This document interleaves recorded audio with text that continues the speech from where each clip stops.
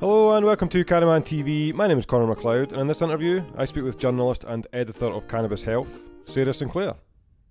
In this interview we discuss Sarah's background and what led her to be working in cannabis, the pros and cons of working in the cannabis industry, stereotypes associated with cannabis use, the importance of real-time information, and what the future has in store for Cannabis Health. Make sure and like and subscribe, and join me on Patreon, where you can help to build a stronger cannabis media platform. Now then, let's talk cannabis.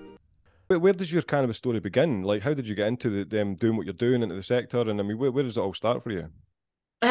Well, I kind of fell into it by accident, I guess, like most people. I went to uni and did journalism. I graduated in 2013 and then moved back home after uni and got quite ill and ended up getting diagnosed with Crohn's disease. So that kind of sparked my interest, I suppose, in writing about health and wellness. And at that point, I wasn't, I'd used cannabis when I was younger, but I wasn't aware of it really medicinally, and didn't really have any idea that it might help me. So it was only kind of later, I guess, I wrote a blog for a bit and I started writing about health and particularly chronic illness and the impact that has. Because as sort of a young person being diagnosed with a condition like that, there's really not much out there. It's quite hard to find any content that's relatable.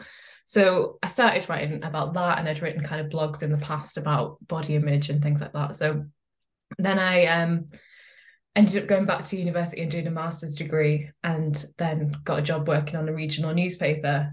So kind of forgot about the health stuff for a while, and then was approached by editor that I knew who had some healthcare titles and asked if I wanted to go and work for him.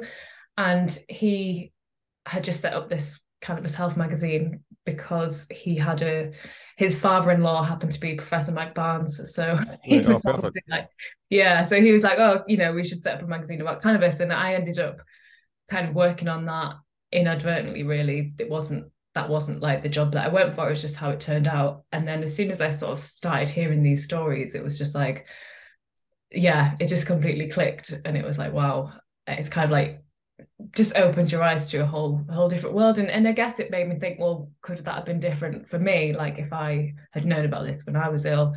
It just kind of fell into place like that, really. I always think it's a bit strange because usually people have like a personal experience that kind of drew them to cannabis, or they've got a loved one, or they themselves have used it medicinally or something. But for me, it's more like the collation of all the stories that I've done, which have been like sort of driven my passion. I feel, I haven't got that personal experience as such, but I have got kind of hundreds of patients who share their stories with me, and that's really powerful. Yeah. So when you were at uni, was it journalism that you'd studied? Yeah. I studied journalism and then went back and did a master's in journalism and an NCTJ qualification at the same time. So did you ever like self-medicate with cannabis when you had Crohn's? Do you still have Crohn's? What is the situation? Yeah. So I've still got Crohn's. It's a chronic condition, and it tends to come in like relapse and remission. So you can have phases where you're well, and then phases where your symptoms flare up again. So I am on a immunosuppressant drug, which I have every 8 weeks. And that, to be honest, it was quite instant. I sort of was really, really sick, and I wasn't able to work and ended up losing my job and things like that. And then started taking this drug, and it kind of instantly improved my symptoms. It was quite astounding, really. And so I've been on that for the last 5 years, and that has, touch wood, kind of prevented me from having any major flare-ups.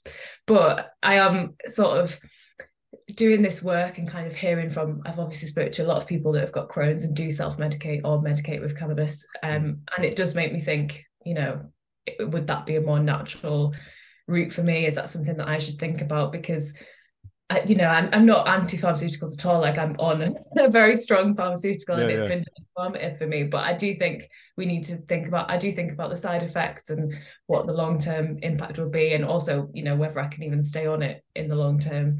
So and now it's just at a point where I kind of will self-medicate a little bit if I'm having like if I'm having a bad day or a bad flare-up, things like that.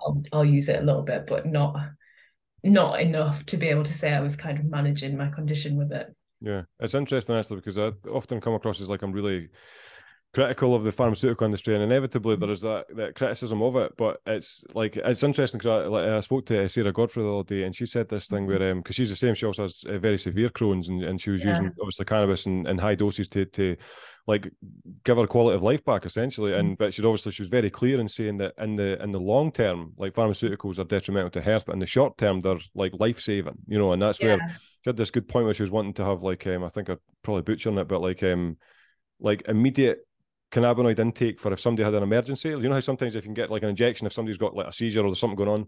So talking about that, but yeah, 100%. Like it sounds bizarre if anybody's criticizing something that's working. Well, yeah, exactly. And it's kind of like, I want to try and see what cannabis would do, but also when something is working, you don't really want to rock the boat, because I know what it's like to be on the other side when it's not.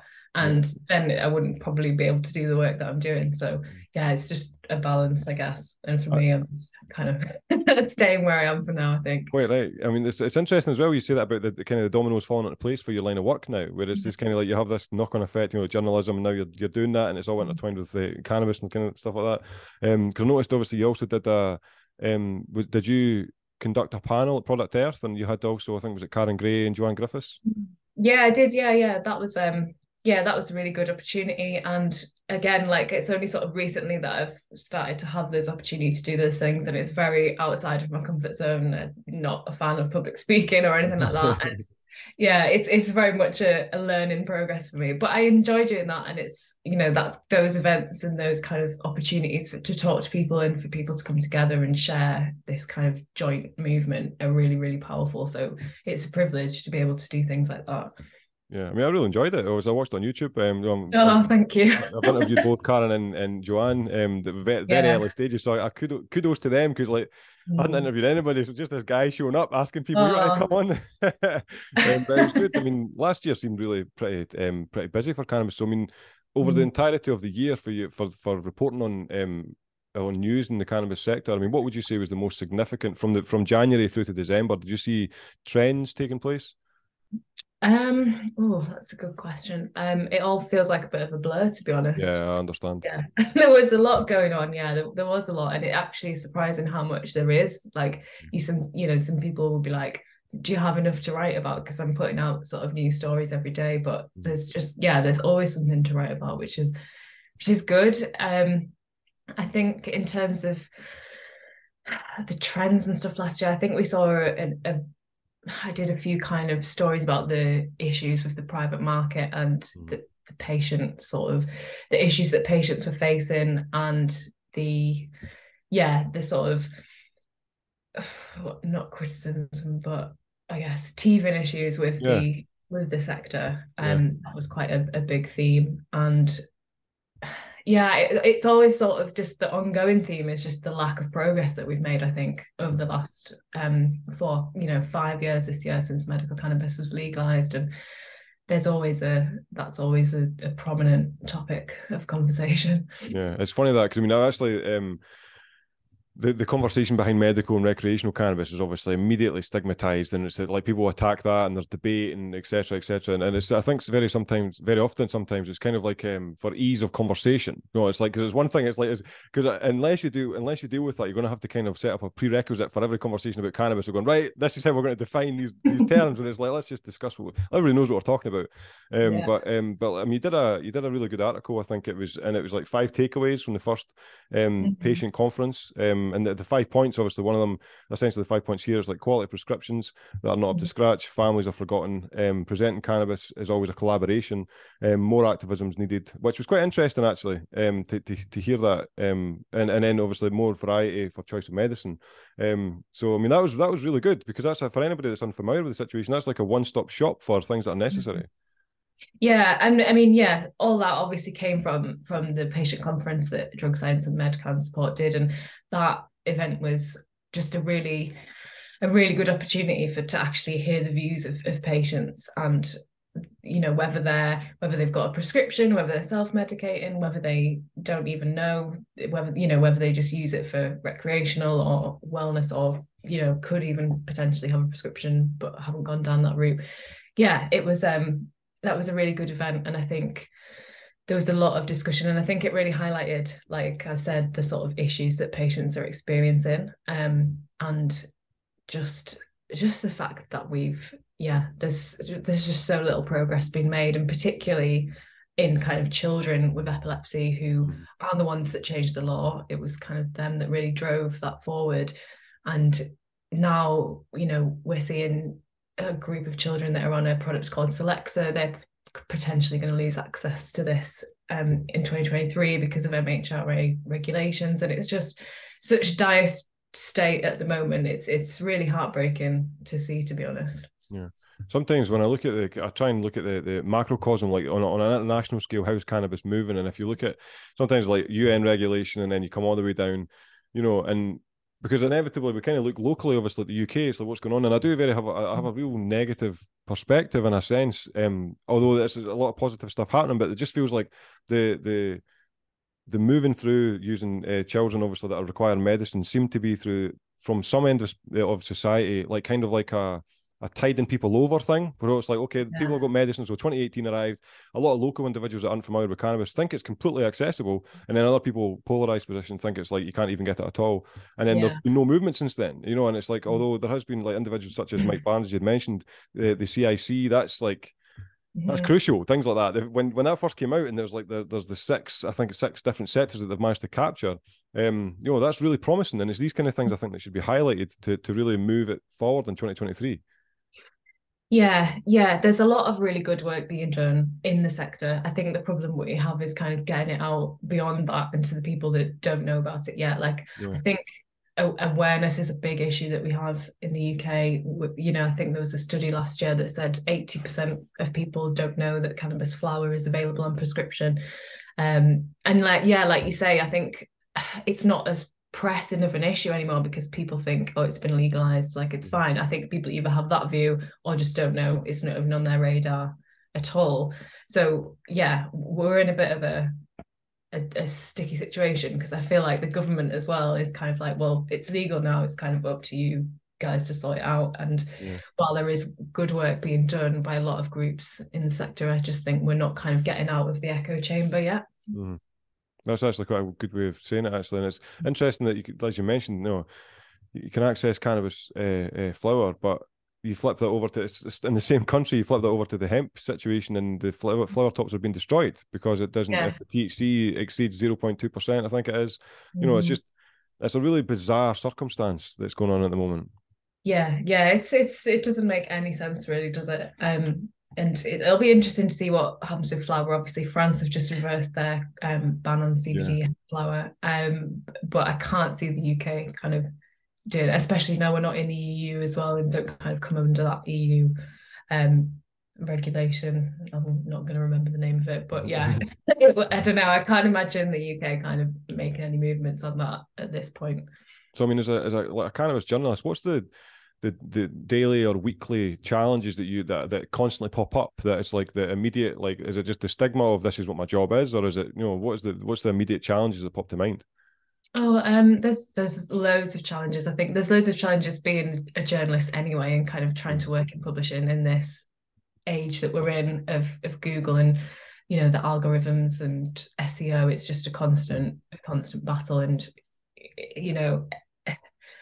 just Google it. Like, if Google ultimately has all the power, so we're kind of at the mercy of them. But yeah, there's other things, into social media, the sort of shadow bans that we experience. We're in the position where we've got cannabis in our name, which was intended to be a kind of thing to tackle stigma by being, Cannabis Health putting it out there. But actually that has limited us a lot in terms of what we can do on social media. Yeah. So you've got things like that, and then you've got the kind of the other challenges of the industry can be quite a difficult place to work in. There's a lot of infighting, there's a lot of kind of he said, she said goes on, and can be quite difficult to kind of wade through that and decide what is actually, what we should be covering. And it's just a complicated topic. Sorry, on you go. I was just going to say, it's a complicated topic, and we're all learning at the end of the day. I'm constantly learning about it, and I haven't been writing about it. I've been writing about it for like 3 years now, which probably is a long time in the terms of like the cannabis industry, but there's people like yourself and Simba who've been talking about this for so much longer. I still feel very much like I'm learning as I go. Well, that's good. That's a really humble perspective to take. You actually reminded me, I interviewed Dr. Leon Barron, and he said a very similar thing. You know, he's a GP, said the same thing. He's like, listen, he says, I'm just learning this stuff. I'm willing to take on information and I'll apply it when it's relevant. He says, but I'm just at the beginning kind of thing. But going back to your point about the SEOs, I had to do that the other day with one of the videos, because I noticed that it's like some of the videos that have cannabis in the title, I'm like, why are these not getting views? And it wasn't until a few weeks ago I realized, oh shit. So so the video the other night, instead of writing cannabis, I wrote this plant.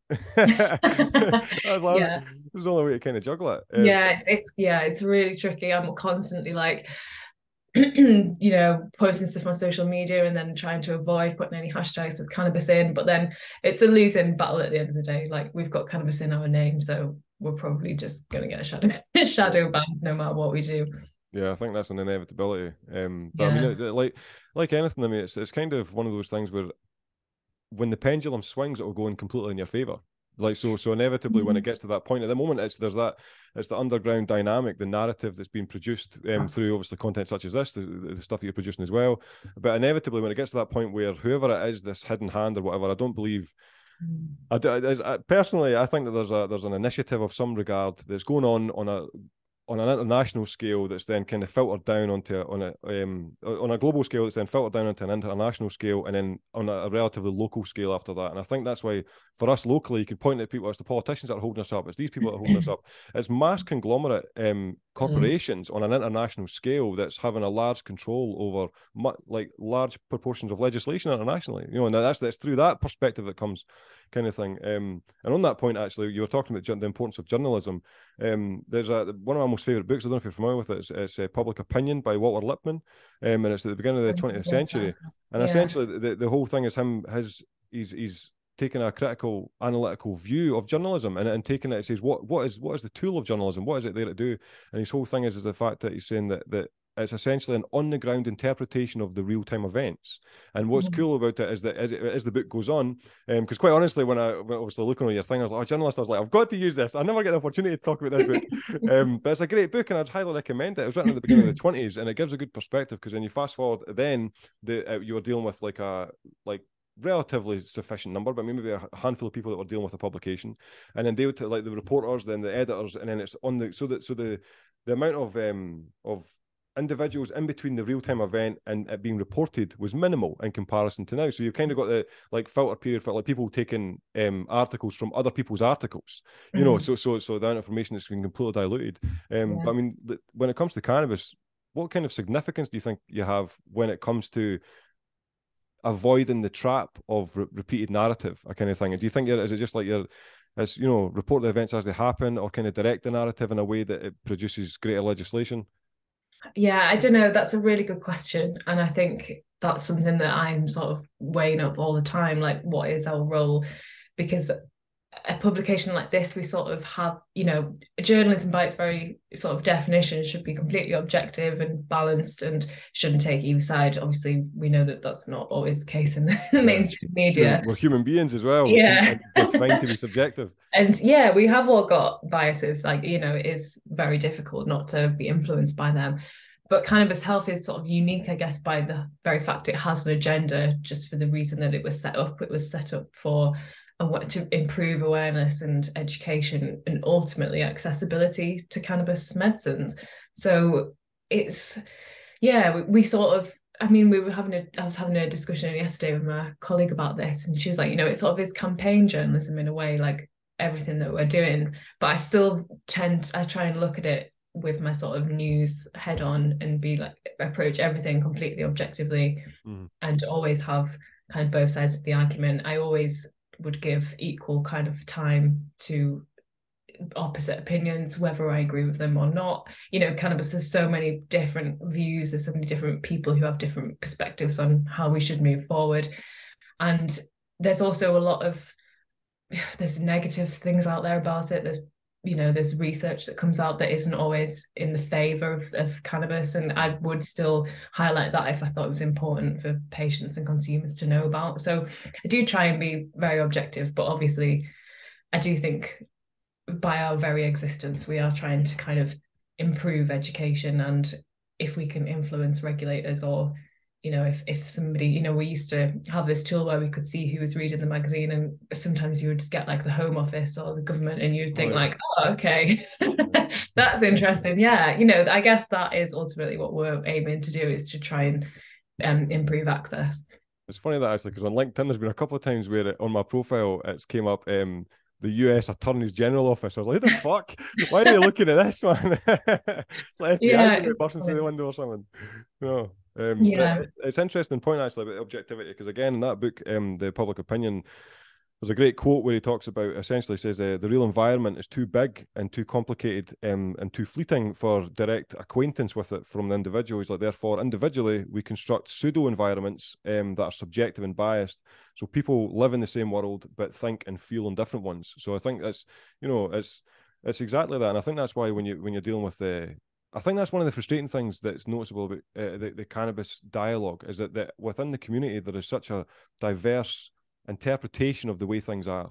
So inevitably, when you have anything new that's coming around, if it doesn't conform with the particular demographic that are speaking at the time, there's going to be a backlash. And I do believe I'm the same as yourself.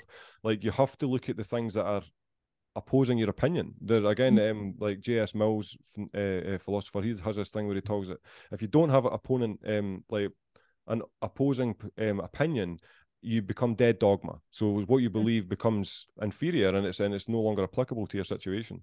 And I think that's why individuals such as yourself producing, up to the minute real time information is crucial, because that's what we're dealing with just everybody's opinion shouting. Ironically, I'm saying this on the fucking podcast. Yeah, but no, you're right. And we have to be really careful that, because there has been so much prohibition and propaganda about cannabis, and we've got so much to undo of that negativity. But we do have to be careful that we don't kind of go too far the other way and become in danger of being, like there's no risks to cannabis. Like, there is risks, and we need to like weigh that up, and we need to be aware of them. And if, like, I've just published a story today about a rise in hospital admissions related to cannabis for older people, and some people might look at that and my instinct is like, oh, that's a negative story, should I run that? Because it's that kind of feeding into the negative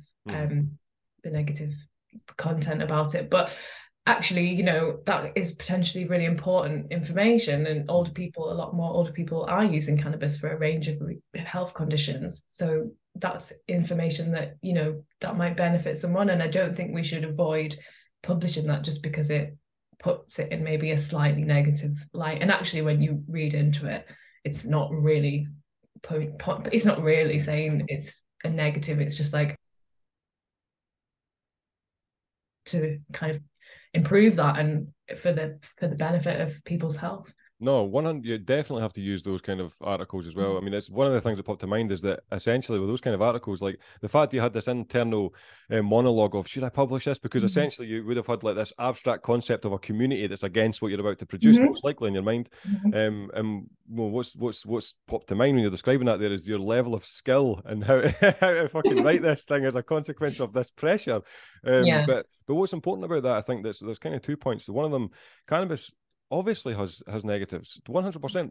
If you're an experienced cannabis consumer, fine well there is fucking negatives associated with it. But I think one of the other things when it comes to the journalism side is that the negatives that are reported on very often can be reported on through synthetic cannabinoids, or cannabinoids which don't represent how it would be if it was completely legalized. And I think that's where a lot of people feel frustrated with it, because they'll be like, why is this article reporting on this? This is making cannabis seem bad.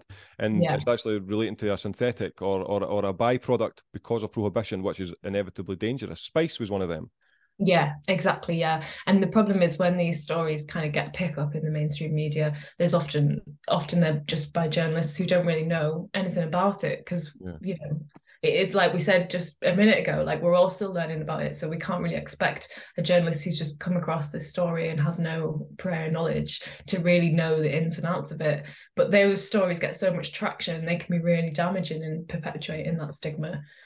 So that's why I think kind of having, not putting out misinformation is really important. And I get so frustrated when I see those kind of Daily Mail stories, or even stories that are sort of positive about maybe a new trial or something. They've often got inaccuracies in, and it's just so frustrating. Yeah, Yeah, no, I've seen them like it's almost on a daily kind of thing. And my own personal experience when it comes to the negative side, what I've noticed in like the past year or two is like the amount of my level of consumption, what I was able to consume 3 or 4 years ago. If I consume it now, I'm depressed the next day. Literally, I'm low as fuck, nothing gets done, and my anxiety goes through the roof. And then it's like, again, then you'll have a different variety. I'll be consuming a different variety at the same amount, and then it'll be fine. You know, so it's a real internal. I mean, I've been consuming cannabis for like 17 years or something. I was about 14, and so it's like that's extensive. If you do anything for 17 years, you know what's going on. So in my mind, I'm in this still to this day in a position where I'm kind of like, it's like a self-analytical. Every time I'm consuming, there's a self-analysis going on, introspection going on, and I think anybody that's new to cannabis to adopt something like that immediately it's unlikely. Yeah, absolutely. Yeah, it is quite daunting. Like I still. Yeah, I definitely would describe, I wouldn't say I was new to it, but there's lots of elements to it which I'm not really very experienced with. And I think it's important, like I was just writing some ideas earlier, and having those sort of guides for people who are new to it, especially as it becomes more popular, and regulation changes across Europe, there will be people who are new to it, and it is all a bit of a minefield to start with, definitely. Yeah. What would you say is the most exciting part of your job? What do you like the most about it? I think it's sort of having the opportunity to like directly affect people's lives, which sounds quite kind of grandiose, but it's just on a very, very basic level. I suppose if I'm writing a story about cannabis and someone reads that who didn't know about it or its medicinal properties, and then they go and kind of maybe get a prescription or even try it and they find it helpful, like that's really, really powerful. And ultimately it doesn't happen often, but occasionally I will hear from people like that, or I'll interview someone who is at the beginning of their journey with cannabis, and then sort of a few months down the line, they're completely pain-free and they're more confident speaking about it. They've lost some of that shame that they were carrying. Like, I think you sort of go into journalism, or, I would hope that people do, because the people want to make a difference, and to actually have that opportunity is very rare and a real privilege. So yeah, I never kind of forget how lucky I am to experience that. Do you ever get criticism or stigma from colleagues that aren't in the cannabis sector because of your choice of journalism? I wouldn't say directly, but I am very aware that I've gone in a very niche sector, and I sometimes think, I had a conversation with one of my old university lecturers a while ago, and no one said anything negative, but you can just sense like a feeling like, oh, like that's an interesting choice. Like when I could have probably gone into any specialism that I wanted, or I could be on the newspaper, and part of me still thinks like, oh God, have I like specialized too much? Am I ever going to get another job, or what am I going to do if this all goes wrong? But yeah, I think generally there's often a bit of shock or a bit of surprise when you tell someone what you're doing.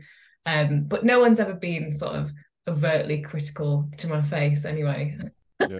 I think the thing is, what I would say though is I understand your caution. So obviously I'm the same. I'm not attempting to build something with the future in mind.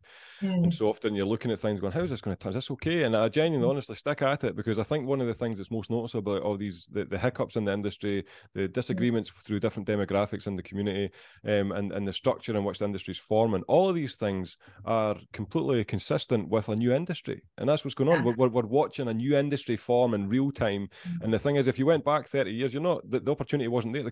There wasn't a new industry emerging then. It was all the residue of previous industry. And now it's, there's this, this thriving industry that's emerging. And that's one of the greatest things, like, the stigma compared to what it was like 15 years ago and what the conversation was like. I mean, I remember what it'd be like at school and conversations and stuff. And so, yeah, stick it out, because you have no, like, sometimes, I'll be honest, sometimes I look around at individuals that are like on the forefront, and I picture like, I wonder where they're going to be in 10 years time. I wonder in 15 years time, it's going to be like, there's going to be like a news network, and then there's an actual, it's not, these official, like things that represent like technology changing, because it's never going to be this, BBC's dead, man, it's a dinosaur. But things like that are like emerging into new technology, obviously podcasts, but inevitably podcasts will emerge into something something else is coming at the back of it. So it's really, I think that's the most exciting thing I find, is the individuals who really feel no faith with what it is they're engaged in on a daily basis. Really, like if you were to fast forward 15 years and they'll be in almost a different world to them. Yeah, it's true. And I do remind, I had a few conversations. I kind of have been struggling a bit, feeling a bit burnt out recently. And, you have those days, like, you've been doing this for longer than me. You just think, like, what's the fucking point of doing this? I'm not getting anywhere. I don't know what I should be fighting for anymore. And it's just like, what's the point? But then, someone reminded me that if you kind of walked away now and then in 5 years' time, cannabis was suddenly legal in the UK, you'd be like, oh shit. Like, exactly. I mean, that what's the point thing, like very often, like, so what doing the animations is the big thing, like, it takes so fucking long.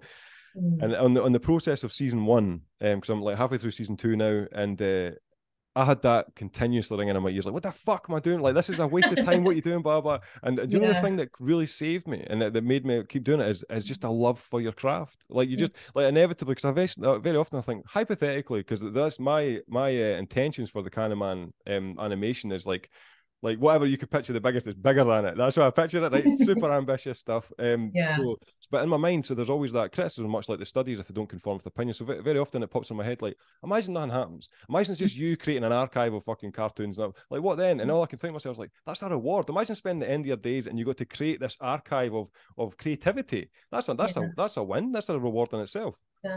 That's transferable to yourself. That's transferable to everybody. There could be somebody right now that's like, I really enjoy knitting, and keep doing it for 15 years, and you can, you'll have a fucking knitting enterprise.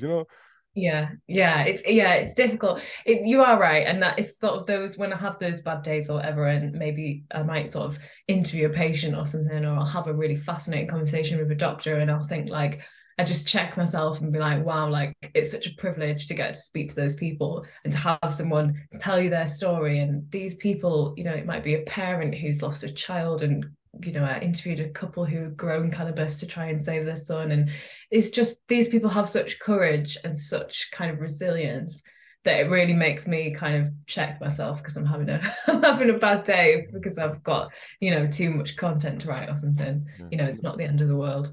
Exactly. The thing is, I completely understand, and it's interesting because even on a much deeper level, I mean, think about what's going on there. Like, when you're interviewing these individuals, they have I kind of see people as like closed boxes of information where you have to kind of turn the key and access it. And I think depending on how well you are at articulating, that's why you got people like Joe Rogan that are like magicians at these things, where they can extract all the information from this person because they put them in a position. And then you take that and then you put it into, obviously, your journalism. So you're writing it down. You're making it then hard fact. It's hard copy. It's like then in the real, they went from conversation, which essentially doesn't exist unless it's recorded.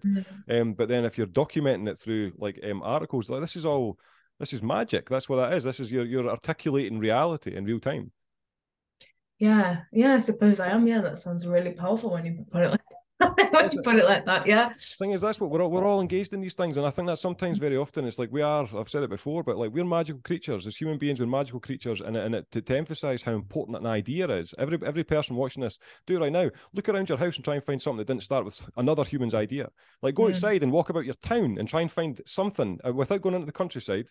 Like, try and find something that didn't start with another human's idea. So that means that every single one of the ideas that you hold inside your mind can literally shape your reality, because other humans are walking about in other ideas, So it's like, really, I think it doesn't matter if you're doing journalism, if you're somebody that's like, you could be a fucking, a dishwasher or something like that. But if you're a professional at that craft, you're doing something that wasn't here before you, and it's just, I think it's really exciting. These kind of things. Yeah, no, it is really exciting. I was having a conversation a while ago about sort of whether journalism is, because I think writing is obviously a very creative thing, but I think you lose some of that creativity a bit with journalism, because it's almost like you're sort of following a formula, and you've got to be very, like you say, very objective. But then by the very definition, you are you're creating something that wasn't there before, like you say, it didn't exist. So it is when I get that outside perspective, it's like wow, like, yeah, that's pretty cool job. But it's just when you're in the like daily grind of it, it's quite hard to keep that perspective all the time. 100%, and that's so interesting, because I've got this I mean, that's kind of a side point, actually. I'll be talking about for 20 minutes if I was to mention that, but exactly. I know exactly what you're saying, that constant, it's like the daily grind trying to wear you down. 100%. But there's a kind of like a humbling thing I do sometimes when I have those. Cause I have those days on the regular. Like I produce a lot of shit, and people would look and go, "That's really good that you do that stuff." It's like you have no idea how insane I feel when I'm doing this. It's just like you feel so weighted down. But if you get yourself into habit and routine and discipline, then you acknowledge that feeling of like weighed downness as like an accompanied partner as you're creating. It's like it's somebody that's on the journey with you. This guy's always here. He's just more powerful today than he was yesterday. But the thing I'm doing today is the same anyway. It doesn't matter if he's here or not. But so there's a lot of technique I do sometimes where I think about. I actually wrote this into a poem actually, which I'm not going to fucking show anybody. But and I called it Imagine, and essentially it's like imagine you're on your deathbed watching yourself like fade out your body, and then you have to watch the movie of your life. Imagine you had to watch through every scene of your life from just say 20 years old all the way through. Like what was it you would change? Because the whole basis of the poem's like imagine you watched the movie of your life, but you were the villain. At the end of the film, you realize, shit, I was the villain in the movie of my own life. So you had to kind of align yourself. Like, what would you do different? And I think sometimes in my mind, where it's like, as long as you do something that's creative, that's completely in alignment with your internal compass, then you've won the journey of life. Yeah. Wow. You should write that into like a meditation or something. I feel like that's really powerful. I appreciate that. I think most of my viewers are probably turning off at this moment. They're like, I'm sick of this. Well, I really enjoyed it. I might steal that for later when I'm having like one of my little breakdowns. But yeah, no, you're right. I think it is just about knowing what your values are and that you're doing what's right. And then, everything else is just noise, really, isn't it? That's a good way of describing it, noise. Because I mean, there's a book I've mentioned on the channel before called Mastery, and it's Robert Greene, and he talks about that. He talks about the nature, and what's so good about his book is that he details dozens of individuals who have done extraordinary things in life, and he details their life in a relatively chronological way. But the center of focus of the book is that these individuals that done extraordinary things essentially had a mentor at some time, and the mentors changed depending on the level of production they were doing at the time. So at the beginning, it'd be maybe a mentor on how to initially create your rudimentary skills for your craft, and then the next mentor, you disregard that person because you've reached that level. The next mentor is then somebody that can show you how to transcend your craft into the next stage and all these different things. And I think that's what's so cool about this book is that in it, he details that everybody goes through the same relative template. So you deal with hardship, you deal with a probability of you succeeding being almost fucking none. And then he throws in a very strange seeming presence. There seems to be a presence in amongst all these individuals. And that's what's so cool about your own story about how you're doing journalism. You had no intention of moving into the cannabis sector. And yet without even having your ear to the ground that the sector was being built, you found yourself in it. Like sometimes I feel like there's like a spirit that there's a quote on my LinkedIn and I wrote it was like part of the book this other book that I'm doing. And it's like creativity is the spirit that lives inside the machine, because sometimes it feels like we're active biological machines that's being guided by something, but we're so self-orientated that you don't even realize. You're just like, nah, I'm doing my own shit. It's like, where did your thoughts come from, man? Yeah, absolutely. And I think that's I sort of, I kind of do believe that I kind of was put in this position for a reason. Like you say, I wasn't looking for cannabis, and in those moments when it's hard, you just have to kind of trust that you are here for a reason and the universe has a plan. Yeah. So just go trust it. Exactly. Interestingly, Aldous Huxley's book, The Island, he says that he's got a great thing where he uses the main characters and essentially secondary characters, and he does these dialogues between the two of them, talking about the universe. And one of the dialogues was exactly that. It's essentially a yogi woman that she was talking, and she says, "We're all part of a big plan, but our small plans make up the big plan." And that's what it's like. So there's like a large movement, and individually we're all making up that large movement through individual movements. And I think that's where the subjectivity comes in. It's funny that because most people are watching like, is this not about cannabis? What the fuck? That's funny. No, that's really interesting. When you were talking there, I was just thinking like, being human is hard. It's really fucking hard. And if we have, just to bring it back to cannabis, if something gives us a little bit of relief or provides some joy or relief from symptoms or whatever it is, like why shouldn't we have access to that? Yeah, I fully agree. Exactly. And the cannabis is brilliant for that in the sense it's the best. I mean, that's where I think even with the negatives of cannabis, I always use that as a thing. You could essentially use the negatives of cannabis in favor of it being legalized. It's like the negatives of cannabis essentially are still in their largest dose and their largest extremes way more than what the worst would be for alcohol and tobacco. Yeah, absolutely. Yeah. It just, yeah, since kind of doing this work and kind of having my eyes opened, it's just, yeah, it gets very frustrating, the world that we live in, and knowing that these things are promoted and perceived as good, and it's totally acceptable to have a glass of wine at the end of the night, or after work. But if you have a joint or cannabis, it's completely, you should feel shame for that. I just completely disagree with that. It's a really bizarre notion. I mean, the very first, I remember being like 14 and my mum found like it was terrible at the time. So it was this soap bar hash. It was fucking brutal. And so I had this hot rock, this hole in my t-shirt because the hash had fell and burned onto it. And I remember my mum like sitting down with me and she's like, ironically, my mum's a heavy drinker, right? like, which is quite funny. But she's sitting there and almost essentially tears and being like, "You're going to become an addict. You're going to become a drug addict. You're going to be doing this, this, this." And I remember feeling so guilty at the time, thinking, "I don't want that to happen." But then I remember being with my friends and like we'd be consuming, and I'd be like, "This doesn't reflect how her opinion." Like, Yeah, absolutely. I think we've got so many with that, the generations above us, and kind of there's just been so much propaganda, and it is going to be very difficult to shift those views, especially when alcohol is such a part of our culture. But I'm not anti-alcohol either. If people should just, if they think that if that works for them, I don't think we should have. I don't. Yeah. Yeah, I'm exactly the same. Yeah, prohibition. Yeah. I'm exactly the same. Freedom of choice. That's what if you're adults, if you're at a specific age, you shouldn't be.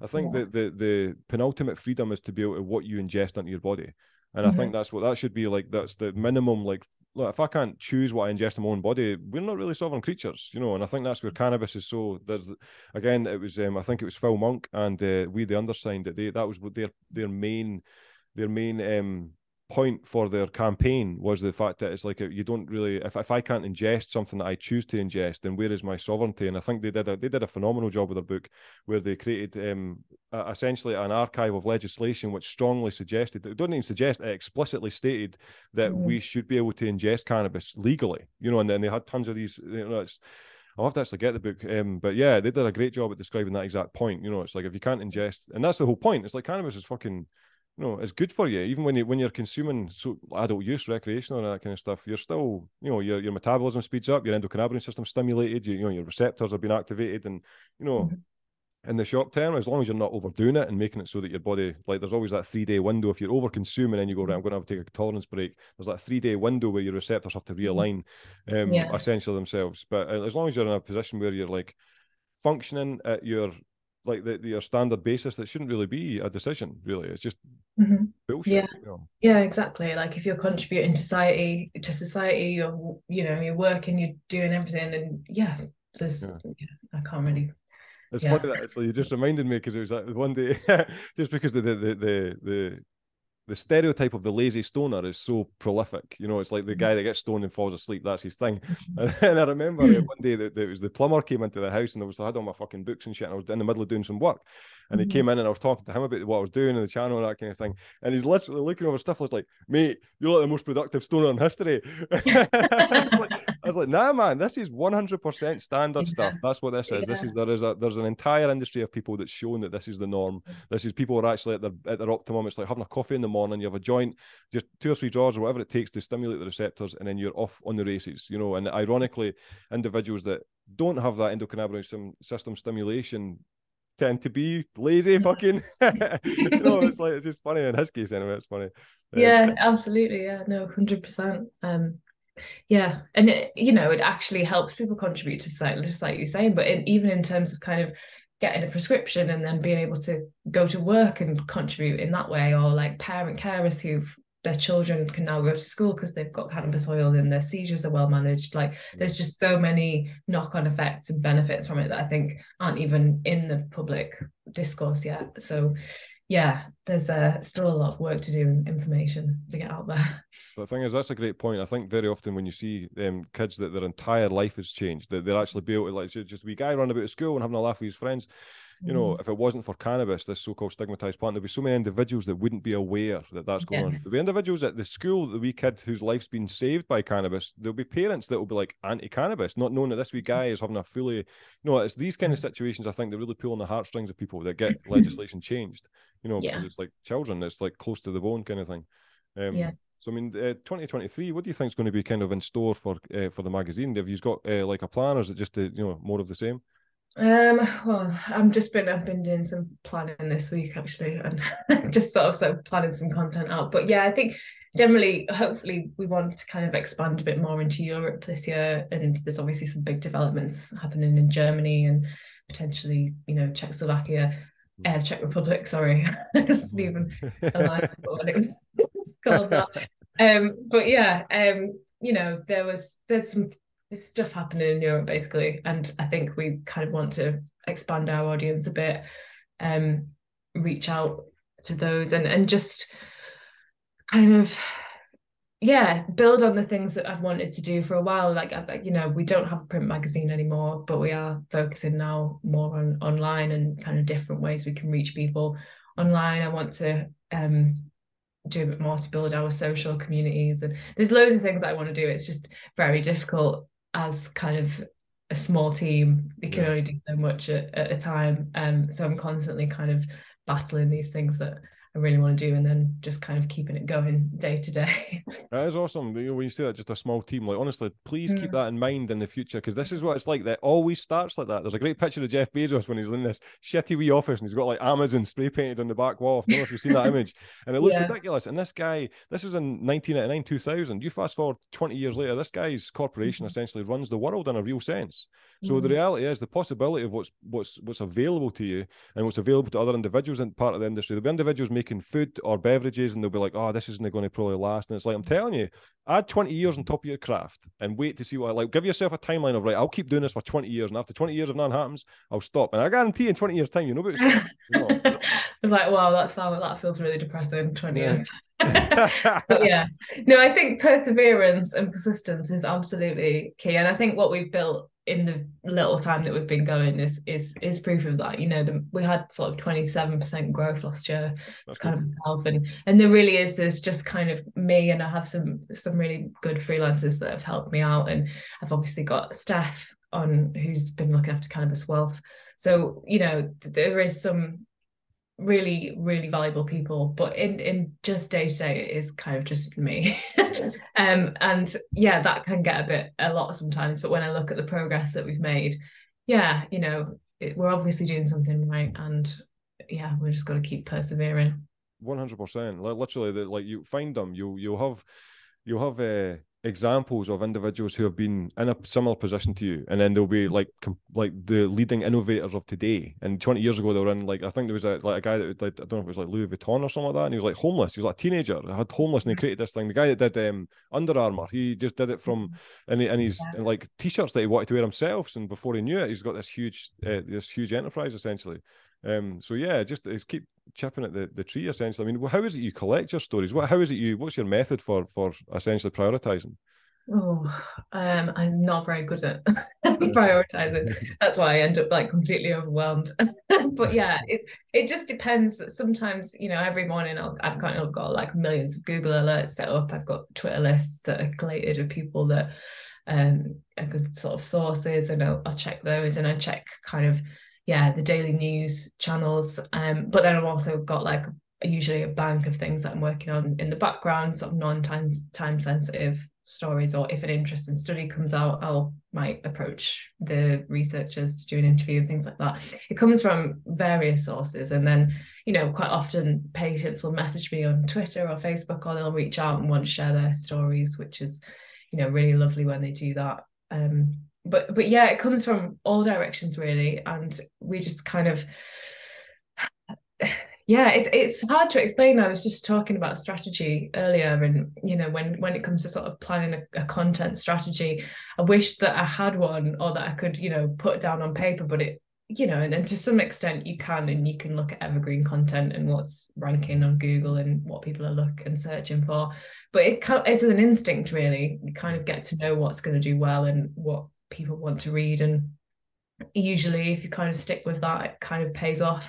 I know that sort of human, emotive patient stories are always going to sort of strike a chord with our readers, and there's certain things that are really gonna do well, but sometimes it's just a good story, and the news journalist in me will kind of grab onto it and chase it, and Yeah. So yeah, it's a bit mixed formula. So I take it, is it Cannabis Health, Cannabis Wealth, and is it like Psychedelic Weekly or something? Yeah, Is it? psychedelic health. Yeah. So we launched psychedelic health. Well, we sort of set it up about a year and a bit ago, and Steph came on board and has done an amazing job with it, but we've never really officially launched it. But we kind of, again, it's a classic situation where we knew we wanted to be doing something in that space, but we just haven't had all the resources that we've needed to put into it. So hopefully this year will be another kind of exciting year to see some developments with that.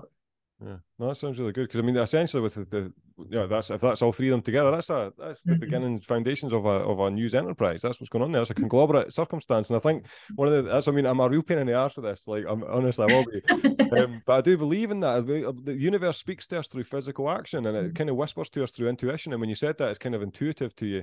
I do believe that ideas kind of live in the air, and if we like, we are like biological templates which can channel and essentially channel the idea through, and the guilt thing is that, or the oh, this isn't going to work, or this is the insecurity element.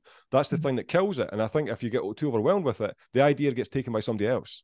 And I think that's what it is. So the idea lives in the air, and it's up to us if we just take it, channel it, and I think that's what the necessary discipline and challenge of the channeling it is, the hurdle. And I think that's what's so interesting about like, not just yourself, but there's so many other stories of individuals questioning their role in the thing that they're doing, and then all of a sudden it turns into exactly the thing. And there's other examples of people going, I really shouldn't be doing this. I shouldn't be doing this. Fuck it, I'm not going to do that. And then like 3 months later, somebody else like two times over's got the idea, you know? Yeah. Oh, that honestly, that makes me feel sick. Like, that's the thing for me. It's like I have so much self-doubt and insecurity, and sometimes I'll think like, oh, I'll see something, but I'll like not do it. And then the fear of somebody else getting the story first, or like doing something first, just overpowers that self-doubt completely. So yeah, that's really powerful, because there's nothing worse than seeing someone like break a story that you knew about before. As a journalist, it's just soul destroying.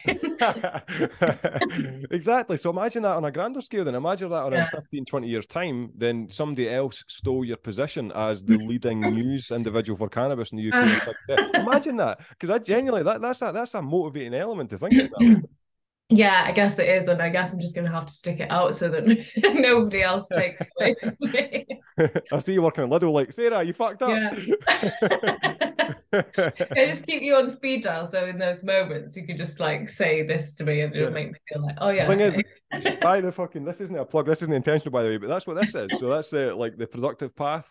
So I wrote that as a consequence of like catharsis, because I bore everybody in my local environment with this. So like, honestly, there's so many people I can almost see them falling asleep at me talking about this stuff. But I'm a firm believer in that. You know, we are magical creatures, and I think that what we have available to us is nothing short than extraordinary. And if you find yourself in a position where you kind of wake up in a role that you didn't intend, and it seems to be something that you could really build on and all that kind of stuff, then you should do it. Because I do believe it's the same thing with animations. Like this time last year, I didn't know how to animate. I think it was this time last year, I didn't know how to do it, and that's what. So I just forced myself into an extreme position of difficulty, and there it's arrived, and I just feel like, holy shit, like this is also like I can now start. It took me about 5 years of hard work to start. That's how I would regard this. So it's 5 years of not being acknowledged, 5 years of doing bullshit stuff, 5 years of like constant, this is a fucking waste of time, and then after 5 years, you've now got something that's, do you know what it's kind of like? You've got to provide yourself evidence. Like, provide yourself evidence that you're worthy to be there in the first place. And I think that takes time to create your own evidence. And that's what you're doing. Like, you're like, add 5 years on top of this archive of information you're collecting, and you'll be in a position where your self-confidence will be through the roof, just purely as a consequence of your evidence you've gave yourself. Yeah, that's a good way of looking at it. Yeah, because I mean, even if I look back to when I started on Cannabis Health, and I still feel a bit like, when people ask me, I think people sometimes think I've got all the answers because I get to speak to so many different interesting people, but I still feel a bit like, like, why are they asking me? But then actually, when I think about it, and there's a lot of people in the cannabis industry that don't actually know much about what they're talking about. So yeah, I think it has been a bit of a realization the last sort of year or so that actually, I have learned a lot, and I've done a lot of work, and that confidence is building, I think. When you said that there, that's one of the things that's Muhammad Ali comes to mind, because he was the best one. So huge believer in language and how your words are frequency. Again, I can almost hear all the unsubscribe. So it's like I'm a huge fan of language, and your language literally forms your reality. And two of the most powerful things you can say is "I am," because whatever follows it defines you, and that's what you should say, like just. And it sounds so peculiar, but you do it in private first, really, and just like picture yourself at the pinnacle of what you can achieve with your craft. Like, what is the maximum I could reach and then double that imaginative position, double that, and then always say to yourself on a daily basis in private, "I am," and then describe that circumstance, and just repeat it over and over and over. And before you know it, because humans are sponges, so your neurology will shape, because it's a footprint. Every memory, every language, every conversation is a neurological footprint. So every time you say these things to you, you're giving yourself this neurological framework which defines you as that thing. So all you need to do is really visualization, apply the daily repetition, and then the thing arrives at your door. I think what's interesting is that when you ask for the thing, it shows up. You're like, "Ah, shit, I don't want this," you know. It's just because it could be too much, but it's life is there to be taken, really. So yeah, just keep chipping at the tree. It's like, you keep chopping at the tree 1,000 times, it'll fall down. So I mean, it's like, hypothetically speaking, if you were to fast forward 5 years, what would you envision for the magazine? Like 5 years time, if you were to go like super grandiose, like what would you invite? Like, what would be if somebody had like a magic wand or a lamp or something, and then like had a genie in it? Robin Williams was there for a minute, and then he handed you and went, "Whatever you asked for in 5 years' time for the magazine, what would you do? Like, what would it be? How would you answer that?" Okay, that's a really good question. I think if we've got a magic wand, then I would like in 5 years' time for cannabis to be legal for adult use in the UK anyway. So hopefully by then everybody has more awareness of cannabis, it's more accepted, and we have got a much bigger audience base, and we've managed to kind of reach a lot more people who didn't know about cannabis before. With that, I think our content will naturally change and develop to do a bit more about cannabis, the culture of cannabis and the sort of more wellness aspect of it. And it hopefully we'd be kind of, one of the biggest titles in Europe. I'd like to think we can do what we've done in the UK across Europe, which is obviously a huge challenge and would need a lot more people than just me. But yeah, that would be the dream, I think. And I think what we do is quite unique, and we've really sort of, there's loads of great content about cannabis out there, but a lot of it is very sort of cannabis culture, and it doesn't, it can be a bit alienating to people who are not from that space or are coming to it new. So hopefully we provide a place where it's a bit more accessible. We've legitimized it a little bit more, and hopefully Cannabis Health is sort of like the go-to place when anyone's thinking about cannabis. If you put it into Google, hopefully we come up first.